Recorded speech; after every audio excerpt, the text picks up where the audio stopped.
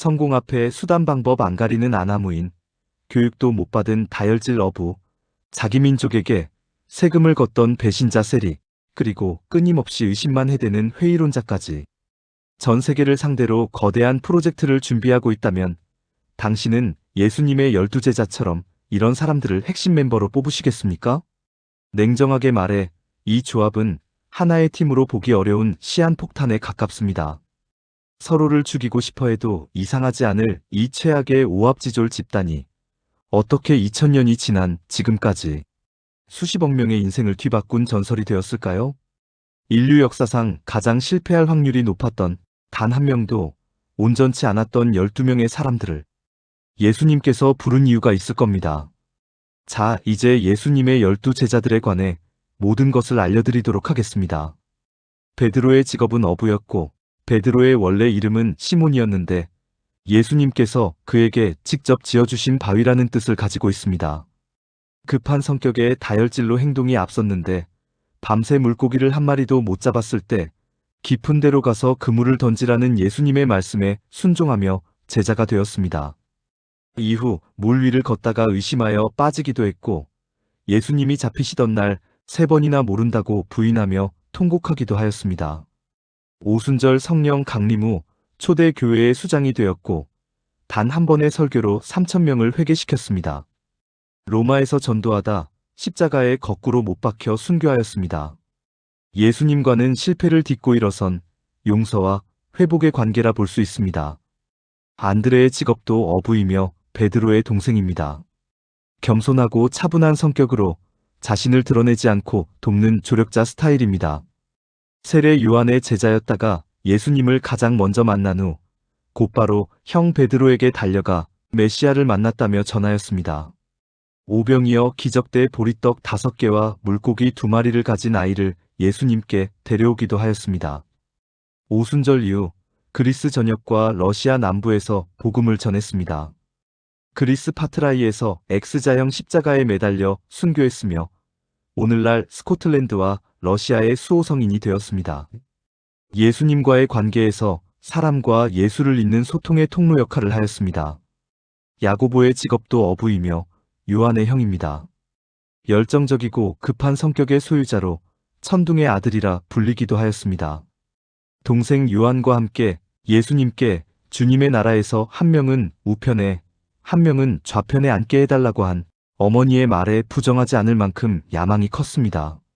하지만 예수님은 그에게 내가 마시는 잔을 너희도 감당할 수 있느냐며 고난의 길을 예고하셨습니다. 예루살렘 교회의 지도자로 활동하다가 헤롯 아그리파 1세에 의해 참수형을 당했습니다. 주님을 위해 생명을 내놓은 첫 번째 순교자이기도 합니다. 요한의 직업도 어부이며 야고보의 동생입니다. 감성적이고 충성스러운 사랑의 제자였습니다. 최후의 만찬 때 예수님의 품에 의지해 누웠을 정도로 사랑을 받았습니다. 예수님이 십자가에 못 박히셨을 때 끝까지 자리를 지킨 유일한 제자였으며 어머니 마리아를 부탁한다는 예수님의 유언을 직접 들었습니다. 예루살렘과 에베소에서 사역하였으며 로마에서 끓는 기름가마에 던져지는 박해를 당했으나 기적적으로 살아났고 반모섬에 유배되어 요한계시록을 기록했습니다.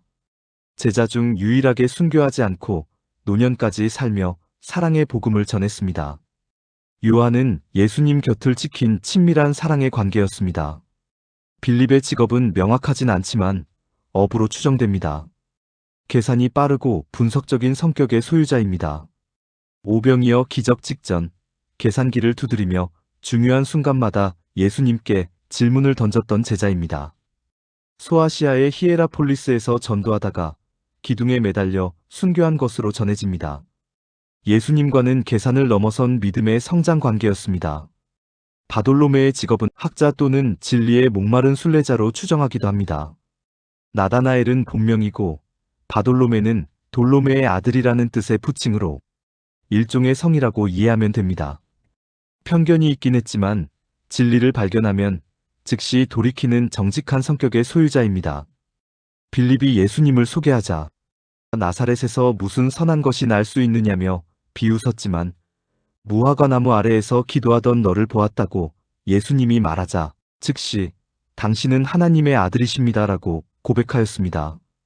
인도와 아르메니아 지역에서 복음을 전하였고 산채로 피부가 벗겨지는 고문을 당하면서도 신앙을 지키며 순교했습니다. 예수님과는 진심을 꿰뚫어보는 통찰의 관계입니다. 마태의 직업은 로마의 세금 징수원이었고 마태의 원래 이름이 레이였습니다. 이 이름의 변화에는 그의 드라마틱한 인생 전환이 담겨 있습니다. 마태의 이름을 누가 지었는지는 알 수 없지만 예수님을 만나 새로운 정체성을 얻으면서 이름이 바뀌게 된 것만큼은 분명합니다. 논리적이고 치밀한 성격에 기록하기를 좋아하는 제자였습니다. 동족에게 배신자로 멸시받던 어느 날 세관에 앉아 있는데 예수님이 찾아오셔서 나를 따르라고 말씀하셨고 마태는 망설임 없이 즉시 모든 재정적 기득권을 포기하고 예수님을 따랐습니다.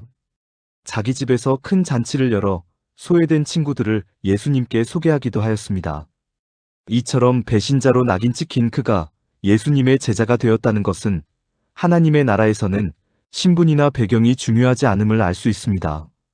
유대인들을 위해 히브리어로 마태복음을 기록하였으며 에티오피아나 페르시아 쪽에서 전도하다 순교한 것으로 전해집니다.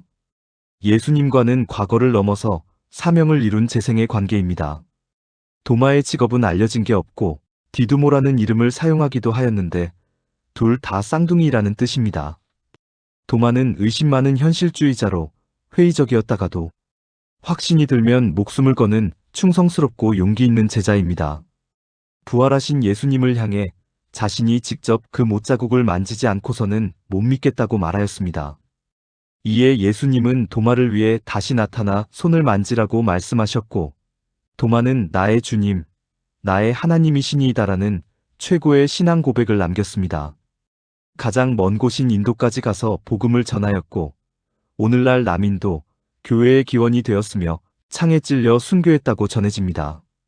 예수님과는 의심을 확신으로 바꾼 인내의 관계입니다. 야고보는 다른 야고보와 구분하기 위해 작은 야고보라 불렸습니다. 직업은 알려진 게 없고 조용하고 인내심이 강한 성격이었습니다. 예수님과의 일화나 구체적인 사건이 성경에 기록되어 있진 않지만 예수님 곁에서 묵묵히 옆을 지키며 수행하였습니다. 예루살렘에서 전도하다가 성전 꼭대기에서 던져졌고 몽둥이에 맞아 순교했다고 전해집니다. 예수님과는 묵묵한 헌신의 관계로 볼 수 있습니다. 다데오의 직업도 알려진 게 없으며 성경 기자들이 배신자인 가룟 유다와의 혼동을 피하기 위해서였다고 알려져 있습니다. 당시 사람들에게는 유다라는 이름이 매우 흔하였고 예수님을 판 가룟 유다 때문에 본명 대신 마음이 넓은 사람의 뜻인 다데오라는 별명을 불렀을 것으로 추정합니다. 신중한 성격에 질문이 많은 제자였습니다. 예수님과의 최후의 만찬 중 주님 어찌하여 우리에게만 나타나시고 세상에는 드러내지 아니하시나이까? 라고 질문하며 사역에 대해 진지하게 묻기도 하였습니다. 메소포타미아와 페르시아 지역에서 전도하다가 화살에 맞아 순교했습니다. 예수님과는 묻고 답하는 진리의 관계입니다. 시몬은 베드로의 이전 이름 시몬의 이름과 같았기 때문에 그를 구분하기 위해 그의 정치적 배경이나 출신을 따서 셀롯인이라는 별칭이 붙었습니다.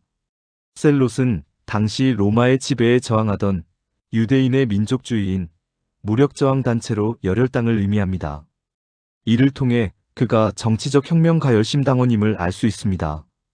이처럼 로마를 무력으로 대항하던 혁명당원이었으나 예수님에게 용서와 사랑의 가르침을 받고 무력이 아닌 복음으로 세상을 바꾸는 자가 되었습니다. 아프리카와 영국으로까지 전도하였다고 전해지며 페르시아에서 톱으로 몸이 잘리는 형벌을 받으면서도 끝까지 신앙을 지키며 순교하였습니다. 12제자 공동체 안에서 칠로마파인 로마를 위해 세금을 걷던 세리마테와 로마를 몰아내기 위해 싸우던 발로마파인 셀롯인 시몬이 함께 있었다는 사실은 매우 놀랍습니다. 세상의 관점에서는 원수지간인 두 사람이 예수님 안에서 종교적 구도자이자 동료 제자로 하나가 되었다는 점이 경이롭습니다. 예수님과는 정치적 칼날을 사랑의 도구로 바꾼 변화의 관계입니다. 가룟 유다의 직업은 알려져 있지 않지만 대부분의 제자들이 갈릴리 출신인데 반해 남쪽 유다의 그리옷이라는 도시 출신으로 보고 있습니다. 가룟의 뜻이 바로 그리웃 사람의 뜻이기 때문입니다. 고등교육을 받은 인재로 재무 관련 일을 했던 것으로 추정합니다. 영리하고 계산적이나 물질적 욕심이 강한 제자였습니다. 예수님 일행의 돈괴를 맡았으나 조금씩 훔쳤고 결국 은 30냥에 자신의 스승인 예수님을 팔아넘겼습니다.